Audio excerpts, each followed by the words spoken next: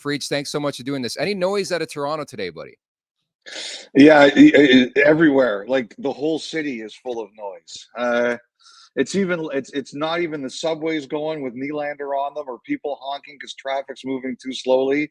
There's a lot of noise everywhere. And by the way, Jay, meat on a seat should be your social media name everywhere you use it. Shit. Hey, I'm just happy you did your hair this morning. Last time we caught you leaving the gym, it looked like you ran some salami through it, but it's good to have you, man. This is bedhead, man. There's just so much product in it from last night. It barely moves. Love it. Well, thanks for having us, man. I mean, you're at the hub of it. What do you see with this Leafs team? It seems to be like the same old story sometimes. There's too many holes in the game. What is their chances of pulling out of this, rectifying their problems? Is a huge change need to be in order? What are you hearing? You know, Jay, I think this, to me, one of the most unbelievable stories of the year, and it's really the surprising thing is, well, it looks like they've kind of solved the Domi problem. Like they have a role for him that it looks like he's going to be okay. But it's really incredible to me to see how hard it has been to find. I just heard you talking about Reaves, Klingberg. Everybody was talking about Klingberg last night. Bertuzzi hasn't found his spot yet. How hard it has been to make the new players part of the team. And I don't know if it's the way they play or what it is exactly, or it's on the players who came here. But I can't look on paper. The team that finished last year and the team that's playing this year, it shouldn't be this big a difference. Like this team should not be, and every team goes through bad stretches and all that, but this team should not look the way it does compared to the way last year's team looked with the roster changes. And I do think they're looking for D. I think they've been looking for D since the end of last season. Someone said to me at the gym the other day, they've been looking for a D as long as I've been alive, and the guy was like 70 years old. So, but I do think they are scouring the market to see if there's any kind of defenseman that makes sense. Is Calgary a natural fit then? They are, but I think there's going to be a lot there. Calgary's got 3 defensemen that a lot of teams are going to be looking at. I think Vancouver's going to be looking at some of their guys. I don't know. Merrick says there's no way that Calgary can help Edmonton, but I could see Edmonton even calling and seeing. But I think any good team, like Dallas is another team that's going to be looking for the best defenseman that they can find. And I think any team that is going to be looking for something is going to be looking at the Calgary Flames. So there's going to be to me, I think Tree Living would love to have Tanev or Zadorov, if not both. But there's going to be a lot of competition for those players. Yeah, it's going to be difficult. What you see in the open market, I mean, we're talking, retrospectively about signing Klingberg and was that the right call and whatnot. But looking back, to your time in July and how, with your finger on the pulse like you have it, were there any options for a defenseman for the Toronto Maple Leafs? We jumped on Klingberg, say we pass on him. Was there any other viable options? Not that it really matters now, but what's out there? Everyone just wants the fingers to be snapped and to have a stud D-man, but they're pretty rare, are they not? They're very hard to find. They're very hard to find. Jay, I think the guy they really wanted on July 1st was Dumba. And I think they were in on him. Klingberg came in at 4.15. I think Dumba at the time, Dumba ended up in Arizona for 3.9, but I think at the time he was high in the 5s. I think Toronto really wanted him, and they couldn't, they couldn't get the deal done because they couldn't fit Dumba where he wanted to be. And it's hard not to look at that right now. And Dumba is not perfect, but he's a passionate guy.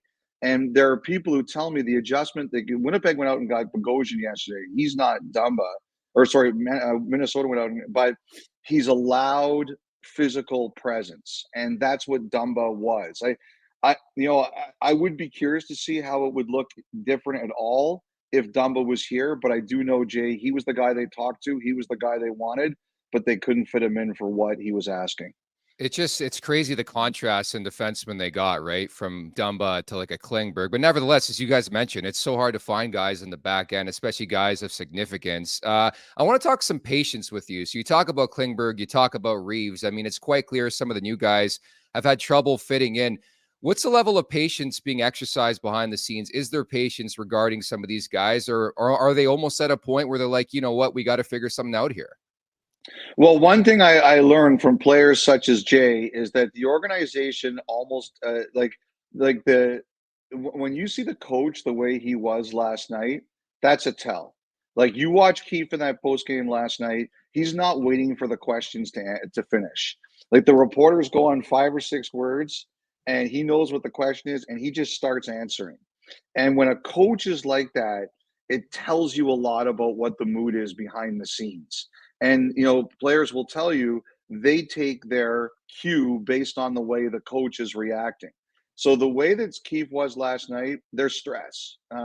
Nick, like we're a month into the season right now. These kinks are supposed to be worked out. Like it, and like I said, it's the biggest story for me with Toronto is you've got 4 new players.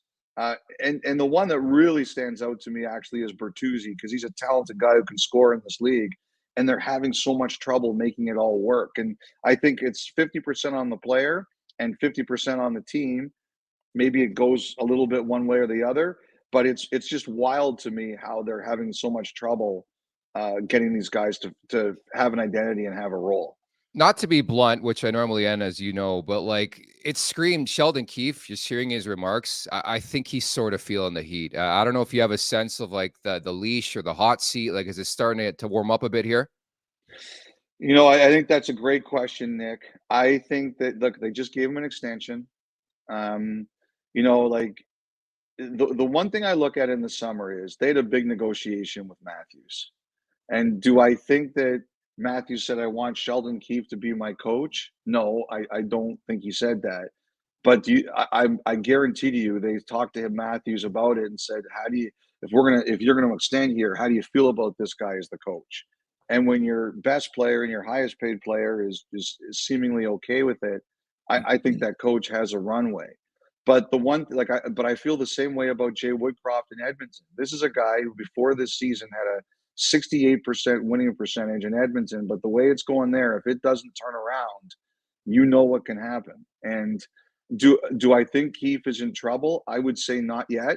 But what I would say is that I think every coach knows that if things go sideways where so much is expected, look at DJ Smith in Ottawa too. You know how this business works. But I really don't believe that is what they want. I don't believe that's what they want, but we all know where this can go if it doesn't get better.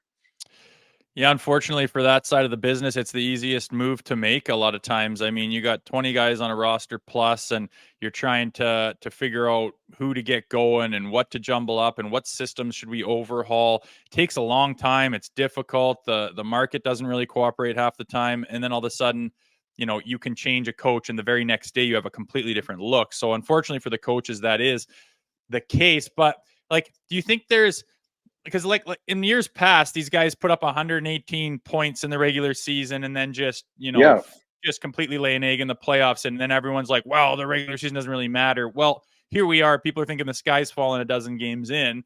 Does it, like, what if they just find it at Christmas? Florida Panthers, right? Florida Panthers. Like, is there really a freak out right now? And is there any patience within this system, or are they just going to have to, pull some serious pins if they don't figure it out in a hurry?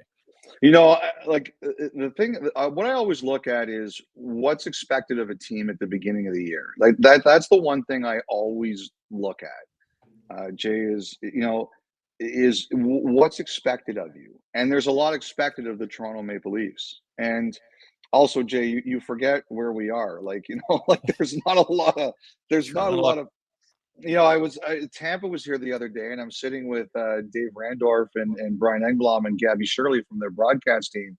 And one of the things that Dave is talking about is, Dave's worked his whole life in Toronto or in Canada. And, he goes down to Tampa, and when they lose 5 in a row, like it's not a thing.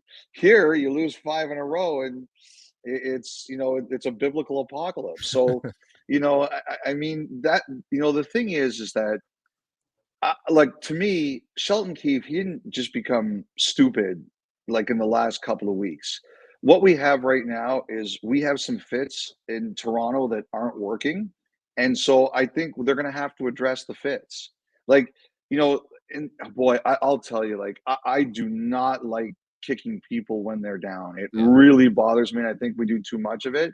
But you can't ignore what's going on, like with Klingberg right now. And I think the question becomes like, and also too, like Klingberg's going through the meat grinder for the first time. He's played in Dallas, he's played in Anaheim, he's played in Minnesota. Like Minnesota, they love their hockey, but it's not like this. So imagine what he's going through the first time where his play is getting picked apart like it's never gotten picked apart. And I think, one of the things you're looking at last night is, when he's struggling, everybody's compensating to try to help him. And then everybody's out of position. So I think you kind of have to look at this and say, what is our fix on this? Because if you're going to depend on them as much as they depend on them and you can't fix what's happening, I don't know if there's a coach around who can overcome that. Full-blown identity crisis, I think, for this team right now. Speaking of which, Willie Nylander, as we referenced, taking the subway to work yesterday. Do you have any updates? Has either side initiated conversation, I should say, from now since the start of the year? I mean, something tells me he's going to be able to take Uber again soon, right? I think, by the way, I just think that's so Nylander. And I say that in a good way. Yeah. Like, I am convinced, too, that the other guy in the picture knew exactly who that was, but he was Yes, trying for to sure. be cool about it. I was comparing it to, I don't know if you guys ever watched Friends, but there's the one episode with the late Matthew Perry, where he's in the vestibule with Jill Goodacre and he's trying to be really cool about it. Like that's what that reminded me of. But Gum would be perfection. there you you go. go. See, Jay, there you go. I think they have talked. I don't get the sense there's been any progress, but I do think they have talked. I think the one thing is they're really trying to keep a handle on it. And I think the one thing that Toronto knows here is that he wants to be a Maple Leaf. So they're not going to be able to underbid. They're not going to be able to lowball him. I think they know that, but they know that Nylander's desire to be a Maple Leaf gives them time. And that's why they can kind of wait to see how this unfolds and maybe make some decisions in other places that might say to them, okay, we have more runway here because this guy clearly wants to be here. And if I was in their shoes, that might be the way I approach it too, although I would recognize that lowballing him is not going to work. Probably not. No, definitely not. Lastly, are the Leafs in on Patrick Kane? I think they've watched him skate. I think there are a number of teams that have watched him skate. Like, to me, the big question, Nick, is it's not is anyone interested in Patrick Kane? It's is he interested in them? I do think there are some teams out there that because I've been told that there is one team he wants to play for that is not convinced that they can make it work and think that their money might better be spent elsewhere. So I think there's two questions. Number one, where do I want to go? And number two, do I think that team can really win? So if the Leafs are really interested in Kane, they're playing like this at the worst possible time because that's happening while he has to make his decision.